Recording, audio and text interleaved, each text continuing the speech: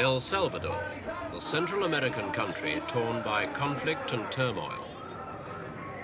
The militant left wing takes to the streets, demanding the same kind of revolution as in nearby Nicaragua. The entrenched right wing says revolution would be disastrous. And the ruling military-civilian junta is taking a middle course of moderate reforms. If the middle course fails, the predictions are for a civil war of horrendous proportions. The prospect of civil war is a disturbing one for the whole region, not only for El Salvador's immediate neighbors, but also for the United States. President Carter's commitment to human rights, which helped to bring down the Somoza regime in Nicaragua, could also have a decisive influence here in El Salvador. In late February, American officials came to San Salvador, the capital, to sign an agreement for emergency aid worth $9 million. It is part of a $50 million package, but Washington is insisting on social and economic reforms as the main condition.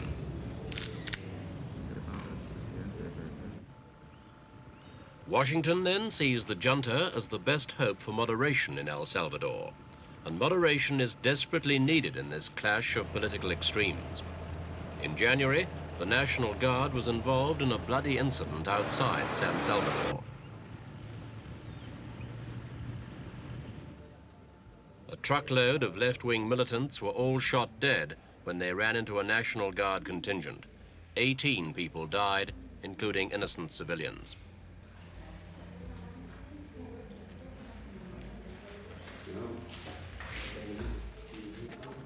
The violence was not restricted to the capital.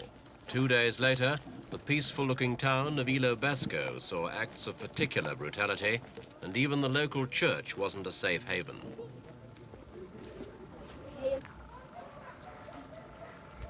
Eyewitnesses said a group of leftists were dragged from a church they were occupying as a protest and shot dead by masked men, believed to be members of a rightist death squad.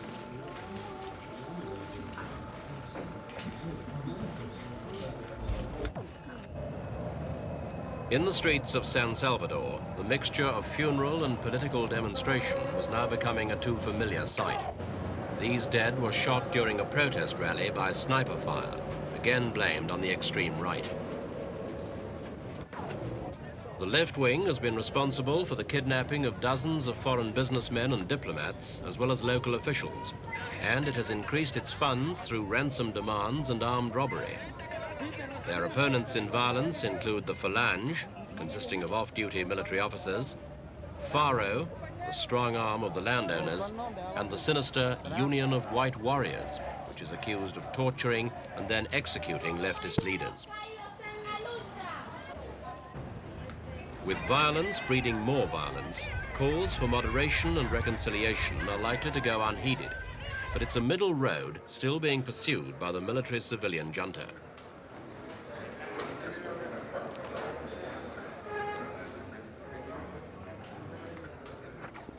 When General Humberto Romero's military regime was overthrown last October, prominent civilians joined the young officers who led the coup, and several political parties lent their support. The only party still giving its active support, though, is the Christian Democrats. Being sworn in as a new member here is José Napoleon Duarte, who lived in exile until recently. The Christian Democrats are cooperating in a program aimed at stabilizing the general situation, a goal explained by the junta leader, Colonel Adolfo Majano.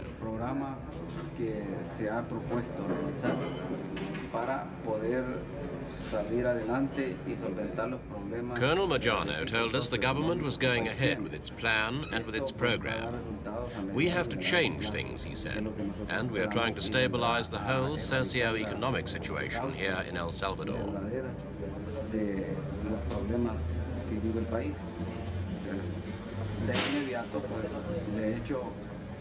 The trouble was, he said, that the government's plans are medium to long term.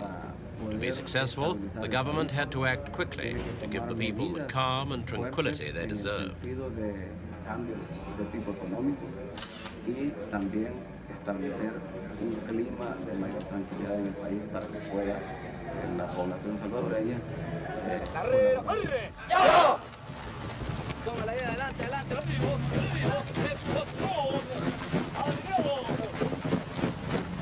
New recruits in training with the Army's 2nd Battalion at a San Salvador barracks. The armed forces can obviously play an important role in events. The basic situation is different from the one which prevailed during the Nicaragua crisis. There, the National Guard was virtually the private army of Somoza. It was hated by the people, and many officers and men defected to the rebels. Here in El Salvador, the army leadership is well represented in the ruling junta. And though the security forces frequently act with brutality against militants, there is hope that they'll be disciplined enough to help maintain order while new reforms are implemented. A shanty town outside the capital, home for some of the nation's many have-nots. There is a marked absence of youths. Most of the young men and women are drawn to the city, hoping to work or to study. But many are now becoming militants, ready to die for their cause and for a better future. El Salvador has extremes of wealth and poverty. Over the years, the rich have grown richer, the poor poorer. Only a succession of military regimes since the early 1930s has been able to deny so many people a fair share of the country's wealth. And now the left is determined to make the degradation of the shanty towns a thing of the past. They hope the junta will help them.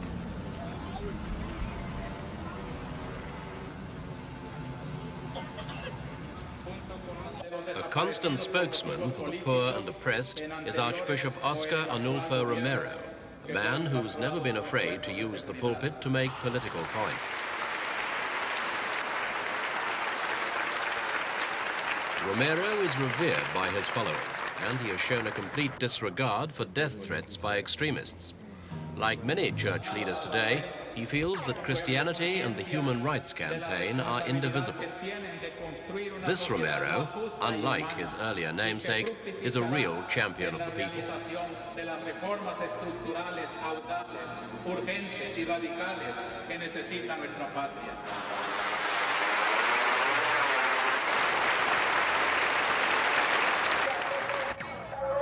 For the militant leftists, direct action has become a keynote of their campaign.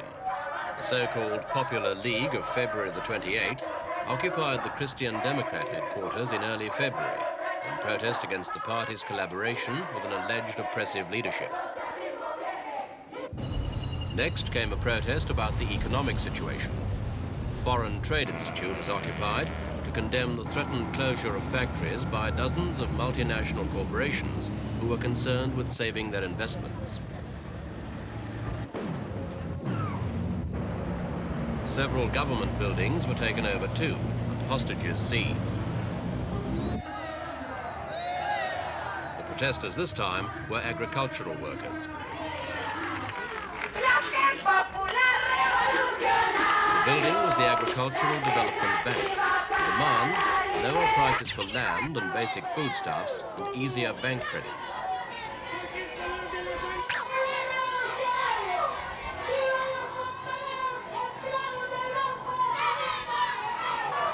Another official building visited by protesters was the capital's water department. The accusation that much of the poor areas are without a proper water supply and that water charges are too high anyway. In the midst of all this confusion, the Christian Democrats argued that violent protest could be counterproductive.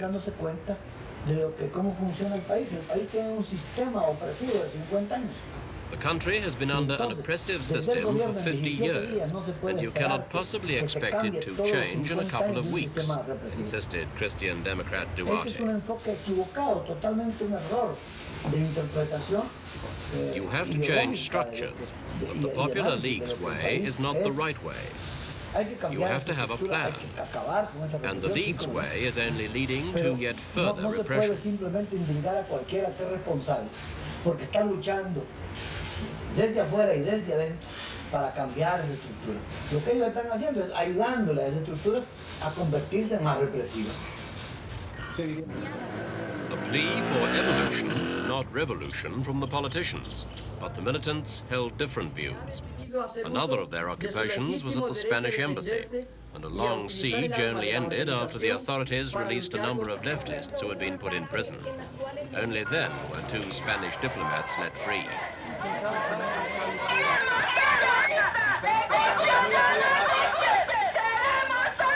Another apparent success, this time at the Education Ministry, where an agreement was reached to free hostages and evacuate the building. The junta said it would put a number of social and economic reforms into effect, including free and improved education for all. As things turned out, the junta was soon to back down on its pledges of reform. It said any compromises made under the pressure of violence were illegal and invalid.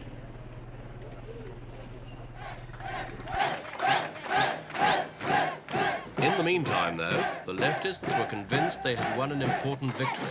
They poured into the streets, which almost took on an air of carnival.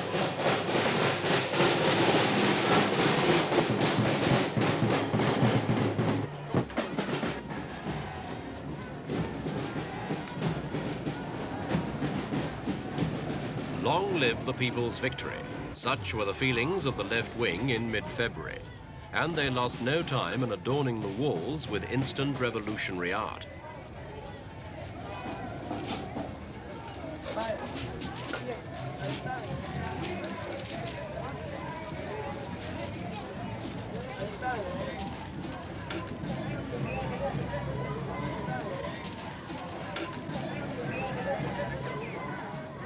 It looked like the Sandinist victory in Nicaragua all over again. But suddenly the streets began to empty. The junta was not about to give up power, and the sight of the capital being taken over by revolutionaries proved too much. The National Guard was sent out to clear the streets.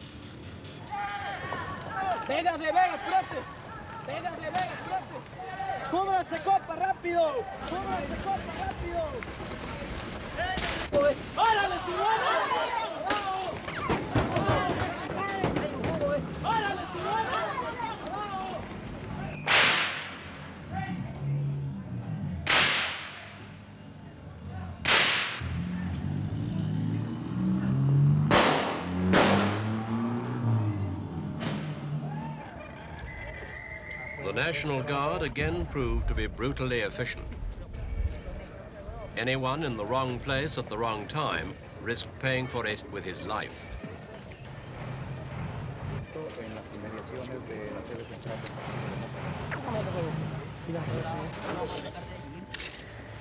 Dozens of left-wing supporters were seized by the National Guard and forced to lie down. Anyone who moved could expect a beating at the very least.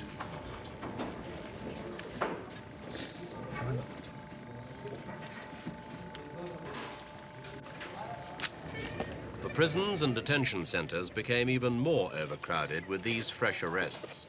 Many of the prisoners were students who had led the week-long occupation of the Education Ministry.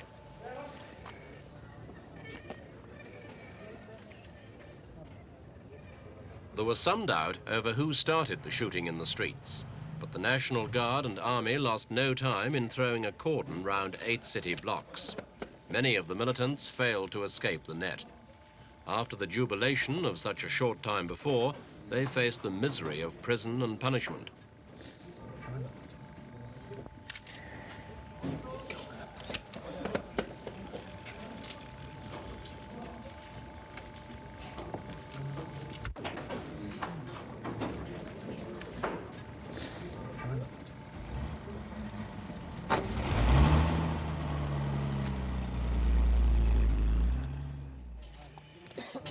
The very few people with anything to be happy about on this day were the hostages who had been held at the Christian Democrat offices by the Popular League.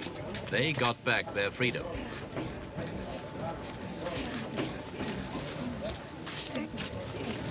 Among them was the daughter of Morales Early, one of the Christian Democrat leaders in the junta. But the price of their freedom was heavy. The siege had been lifted by force. Behind, in the building, the bodies of slain leftists.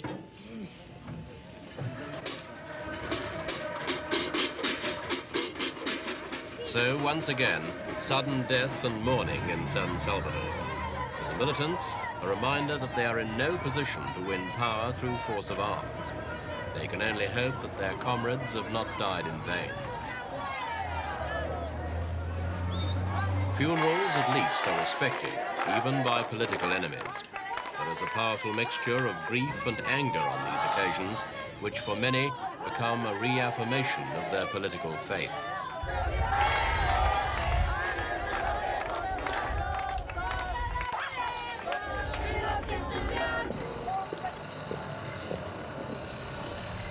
It's not just left-wingers who've fallen victim to the violence. This is Ilo Basco again, but this time the dead are 3 policemen.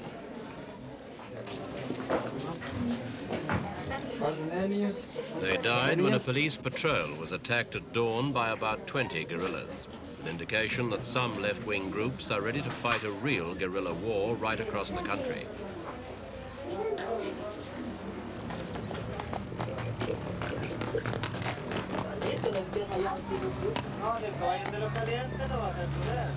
Although most of the violence has been in the cities, the main key to the struggle in El Salvador lies in the countryside.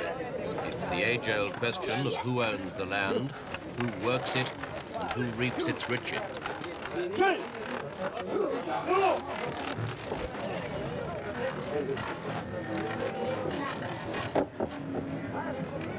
Throughout El Salvador's recent history, the agricultural wealth has been concentrated in the hands of a few. Half of the country's employed population till the soil, but very few of them own any land. Now this landless peasantry wants a more equal share of what their labor produces. The rural poor want their own farms and an end to the power of the land-owning elite, the so-called 14 families.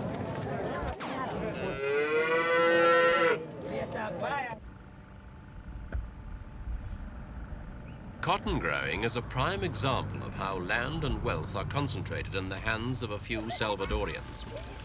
Cotton is a labor-intensive industry and utilizes the country's cheap and plentiful labor resource. But the workers have no land of their own. The land belongs to a handful of wealthy landowners.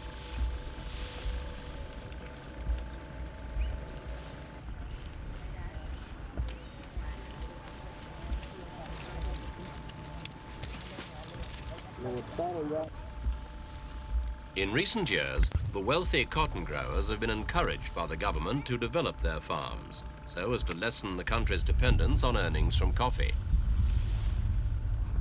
Cotton planting has been increased and the facilities for processing the crop modernized.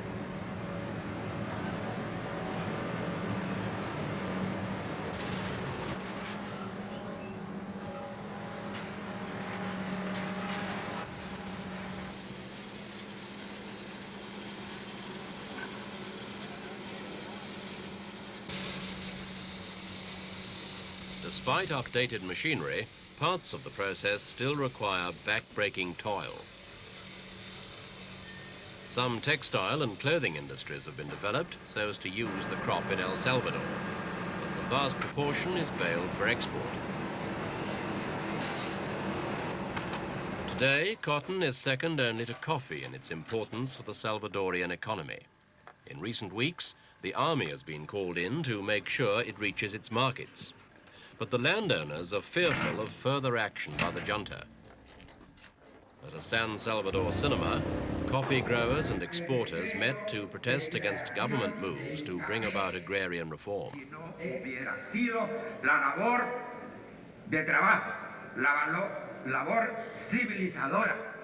Oscar Serrato, leader of the Coffee Growers Association, called the Christian Democrats who had joined the junta communists. He implied that the growers wanted right-wing elements within the army to intervene and set up a new conservative government. Faced with increasing violence from right and left and civil war looming, the junta was prodded into action.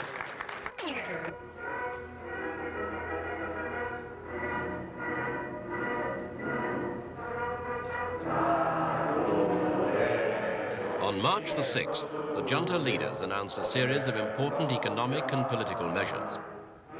The most important one involved land reform. 60% of the country's best farmland was nationalized.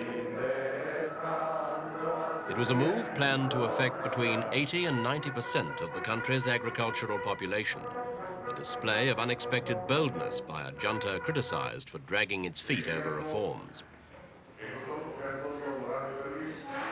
To prevent powerful opponents of the junta from using violence to resist the move, a 30-day state of siege was imposed. Most constitutional guarantees were lifted and restrictions were imposed on the press, public gatherings, and on travel within and out of the country. Se ha nombrado por parte del Banco Central de Reserva un interventor hasta que se nombre la nueva junta directiva.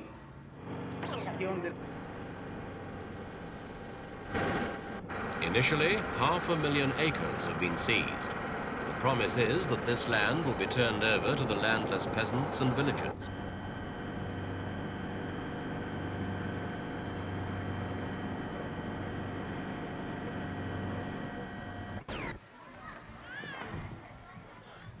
Even before the land was expropriated, army units had already moved into 50 of the country's largest plantations to initiate the reforms. The takeover was generally peaceful, as most of the landowners live in the capital or overseas. Government officials told stunned villagers that it was hoped that peasant cooperatives would eventually be formed. At first, government experts anticipate a 30% decline in output as a result of lack of experience and shortage of machinery.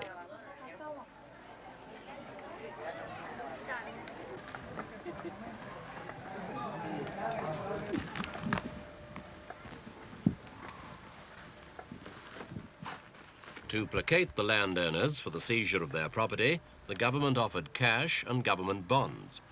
However, the full political impact of the land grab has yet to be felt. For the left-wing militants, all this was an indication that their energies might be directed along more conventional political lines. A political union has been announced between four major groups: the Popular League, the National Democratic Union, the United Popular Action Front, FAPU, and the Popular Revolutionary Bloc. The groups are preparing a complete political program based on the needs of the people, and they are virtually presenting a provisional government of the left.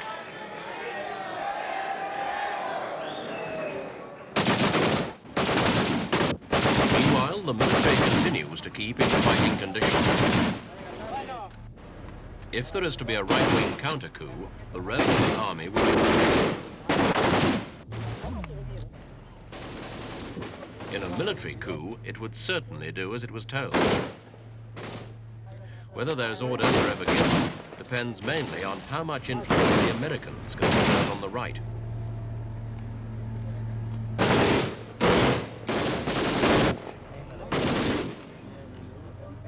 Perhaps in frustration, the extremists on both sides have been stepping up their campaign of terror, pushing the death toll for the whole country up to 70 or 80 a week. 2 of these dead were killed by rightists, the other 2 by leftists.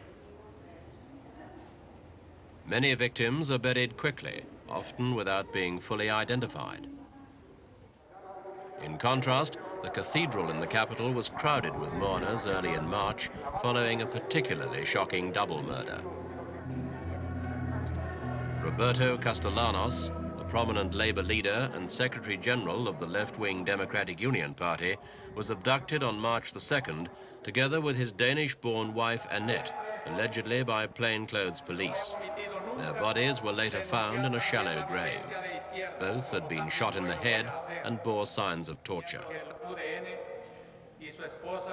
The funeral was another sad duty for Monsignor Romero.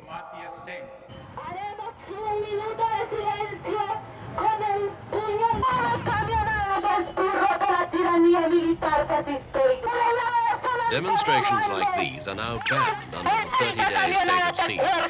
These were wives and children protesting about the fate of detained or missing relatives. As the toll of fathers and older brothers continues to rise, the question now hanging over El Salvador is, how many extremists are prepared to make even further sacrifices in order to achieve their ends?